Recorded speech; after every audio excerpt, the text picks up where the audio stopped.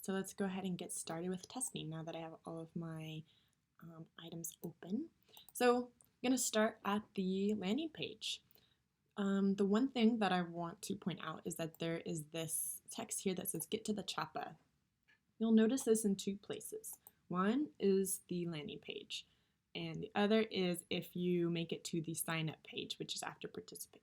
What this does, it's a stage-only function to generate a new user so that every time that you want to test, you don't have to spend time filling out a fake name and a fake birth date and an email address. So this is an easy function for Stage to rapidly and easily create users to test with. So that's that. So first thing, I would suggest clicking on everything. Make sure all of the links lead to where you would expect. So clicking Contact Us, FAQs, scrolling down, making sure that all the text is exactly as you would expect. Everything down here. And then pretend you're a participant. Go ahead and click Participate. Go through every screen, read and make sure that they are up to your standards and comply with the mock-up. Here's the sign up page, and you'll notice the Get Through the Choppa button here. So as for a demonstration, I'm going to click it. Great. I'm going to pretend that I've read the privacy policy, but please do that in detail. I'm going to whiz through this because I want to show you, now that I'm eligible and part of the study, I can come over here to the admin panel. Actually, before that, I want to see what this person's name is. I'm going to click on the logo to get out of the survey. And then in the top right-hand corner next to the logout button will be the randomly generated user's name. And this will be helpful to find in the admin panel so I can follow along their progress as I'm testing and I can try different pathways. Okay, so this person, they're Elizabeth Durgan. So I'm going to come over here to the admin panel, click on participants, and voila, I have Elizabeth here. I have her participant ID, which is the same as Eureka ID, etc. And I can go ahead and click on her. And I can see, sure enough, just now I signed the consent. I could download it if I wanted. Go into activity, and I can see that she hasn't completed anything. So let's see a quick example of me completing something. Trying to find a short one.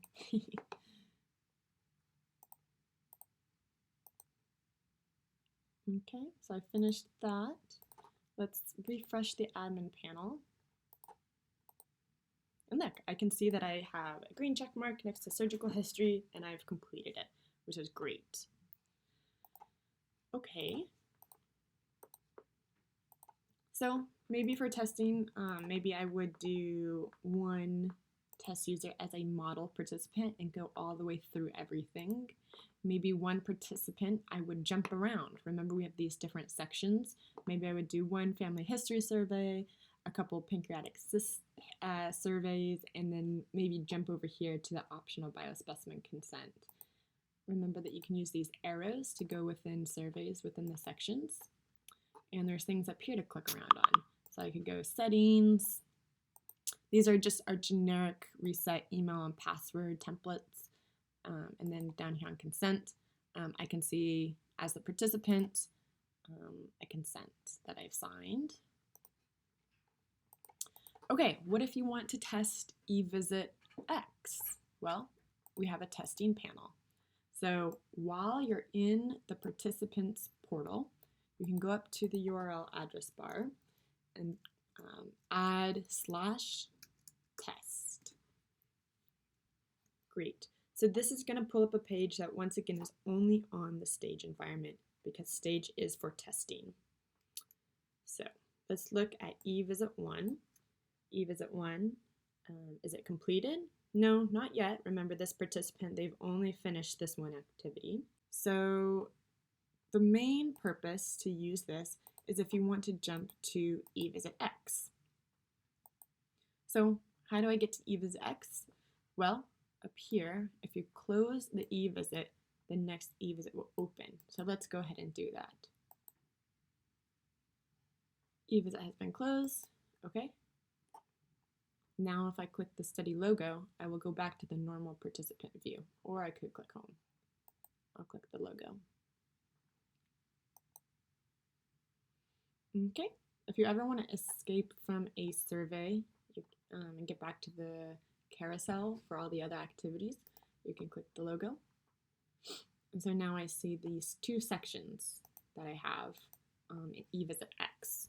So I'm going to come over here, refresh again, the same user, go to activity, and you can see eVisit 1, everything has been expired, and that's because I manually closed this eVisit. As you will know from the study flow diagram, eVisit 1 will never expire. Remember, in order for eVisit 1 to close, all activities must be complete, and then the logic for eVisit X will come into action, so that's 6 months after eVisit 1 is complete. So just know this is for testing purposes. This is how you can essentially speed ahead 6 months in time. I'm going to close these. So those have been expired. And now I have eVisit 2. I have these two sections, pancreatic cyst interval history, and then habits and lifestyle. Again, this is on the admin panel. So if I once more hop back to this user, let's try taking a survey.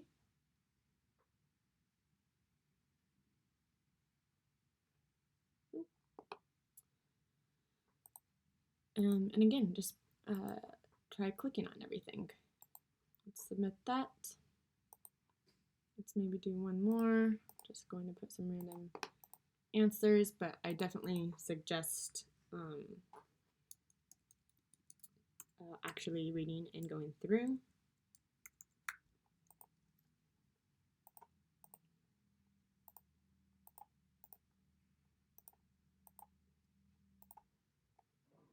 So you can practice reviewing the triggering.